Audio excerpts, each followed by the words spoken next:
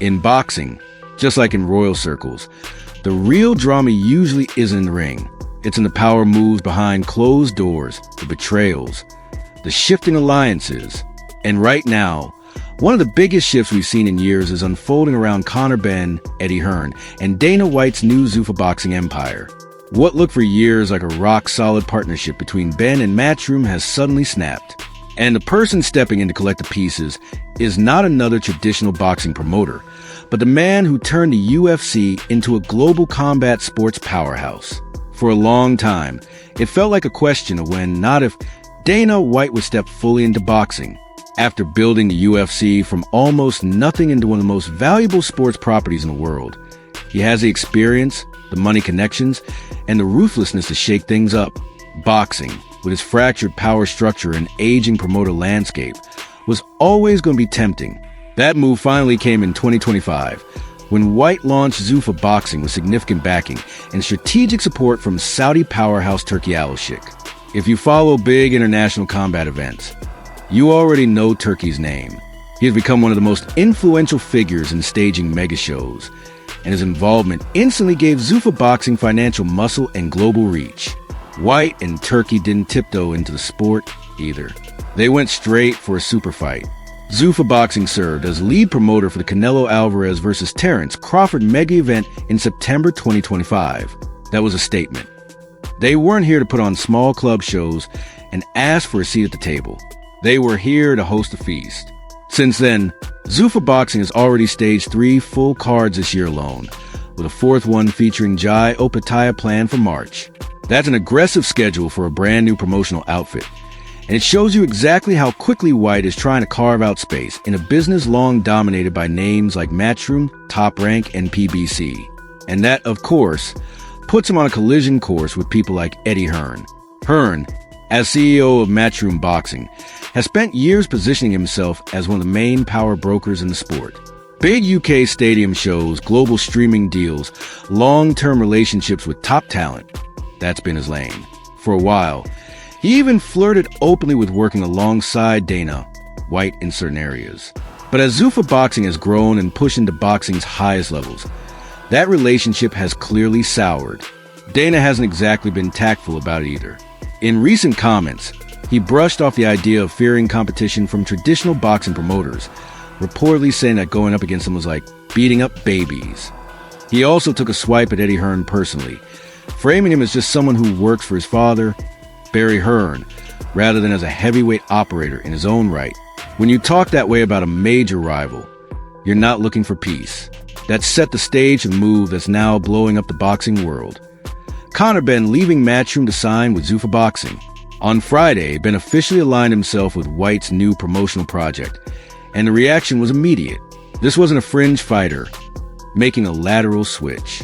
This was one of Matchroom's more recognizable names, a man Eddie Hearn had backed since 2016, suddenly changing banners at the precise moment Dana White is trying to establish himself as a long-term force in boxing. To understand why this cut so deep, you have to look at Benn's history with Hearn. Conor Benn has essentially grown up under the Matchroom umbrella. He signed with them early in his professional career, and Hearn invested in him over the years, building him up on big cards, giving him televised exposure, and guiding him step by step through the ranks. When Benn's career hit turbulence and he was hit with a lengthy suspension, many assumed that promoters would quietly back away. Instead, Hearn continued to stand publicly behind him. He offered support, defended him in interviews, and made it clear that Matchroom was not going to walk away. In a business where fighters and promoters often split the second things go sideways, that kind of backing stood out.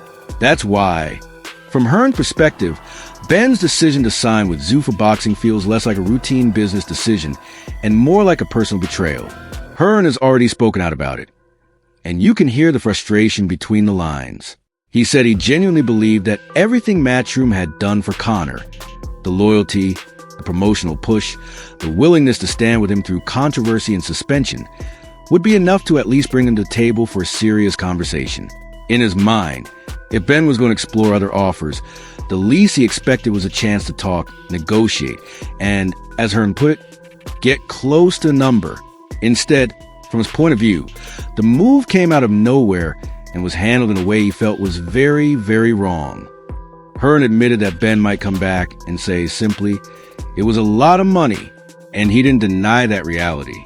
He just drew a line between people who put loyalty at the top of their values list and those who see things differently. In his view, he falls into the first category.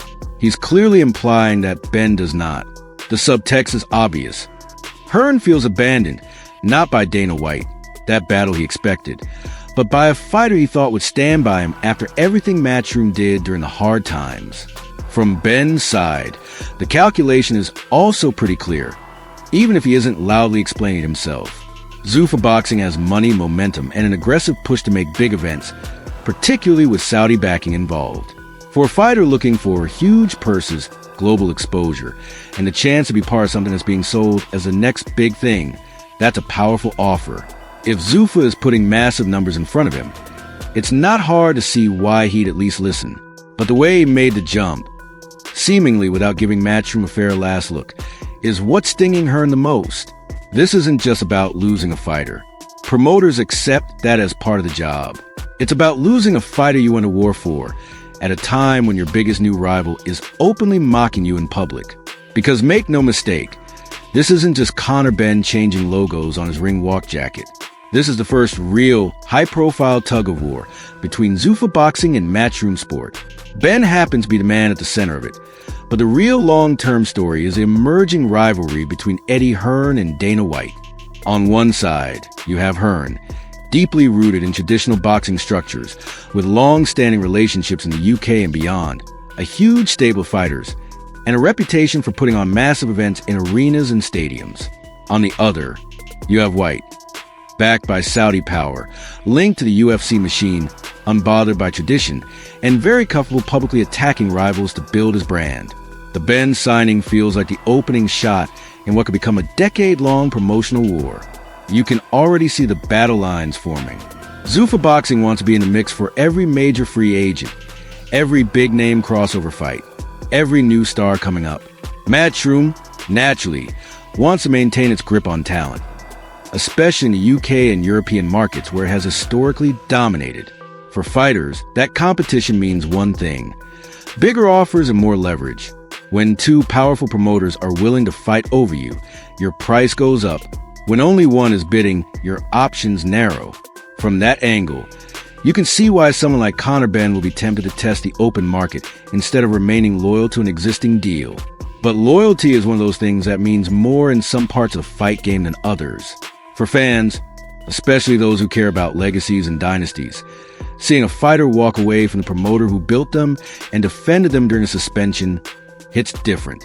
For promoters, it's a stark reminder that no investment, no matter how deep, guarantees a long-term return. For Dana White, this is a perfect result. In one move, he's done three things at once: strengthen his Zuffa Boxing roster, weaken a rival stable, and send a message to the rest of the sport that no long-term promoter-fighter bond is safe from his offers.